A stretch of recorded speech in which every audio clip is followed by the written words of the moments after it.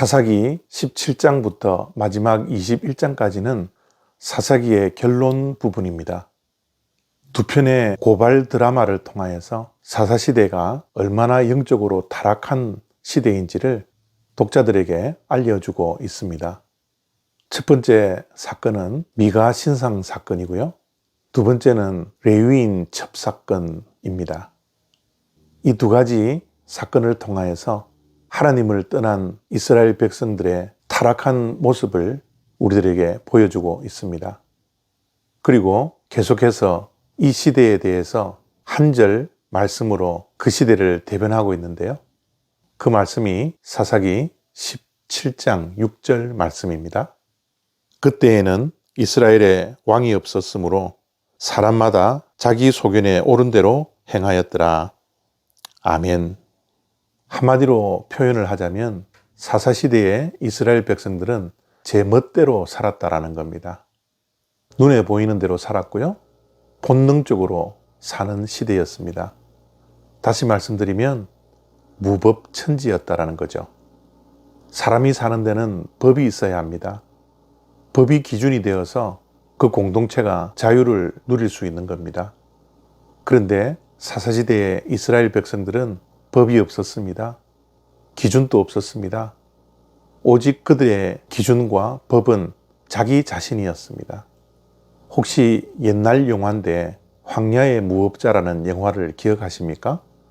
그 영화를 보면 총잡이들이 서로 죽이는 일들이 있는데요. 그 일을 가만히 보면 정말 무법자들입니다. 자기가 정한 시간에 자기가 정한 방법대로 서로를 죽이게 됩니다. 모든 기준과 법은 자기 자신이 정한 대로입니다. 그것이 무법자라는 거죠.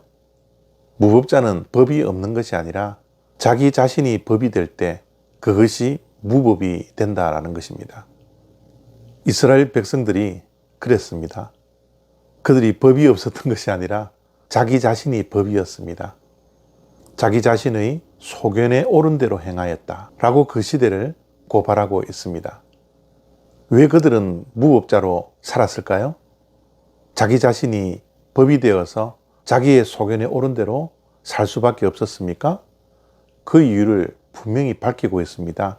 그때에 이스라엘에 왕이 없으므로 그렇게 말을 했죠? 왕이 없었다라는 겁니다. 이스라엘의 왕이 누구입니까? 이스라엘을 다스리는 분이 누구입니까? 이스라엘의 법이 바로 하나님의 말씀이지 않습니까? 하나님이 왕이 되어서 하나님의 말씀으로 다스림을 받는 것이 이스라엘인데 그때는 이스라엘에 왕이 없다라고 말하고 있습니다. 이스라엘 사람들은 그때에 왕이신 하나님을 버렸던 겁니다. 하나님을 버리니 그들을 다스리는 하나님의 말씀도 버린 것이죠. 그 결과 자기의 소견에 옳은 대로 무법천지로 살았던 것입니다. 하나님의 말씀에 다스림 없는 삶은 실패의 인생이라고 사사기는 결론 내리고 있습니다.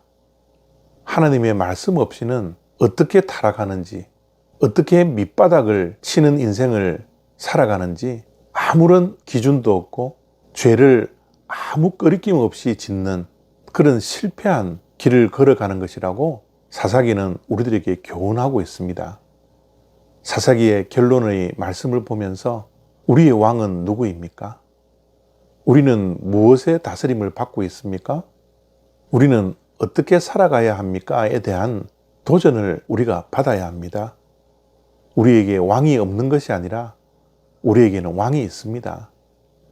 자기의 소견에 옳은 대로 사는 것이 아니라 하나님의 말씀으로 살아갈 때 우리의 삶은 진정으로 하나님께서 주시는 복을 누릴 수 있고요. 삶의 질서가 있고 삶의 가치를 가지고 하루하루를 살아갈 수 있다는 것 꼭 기억할 수 있는 우리들이 되었으면 좋겠습니다. 오늘도 우리의 왕이신 하나님을 바라보며 하나님의 말씀의 다스림을 받고 승리할 수 있는 저와 여러분 다 되시기를 바랍니다. 감사합니다.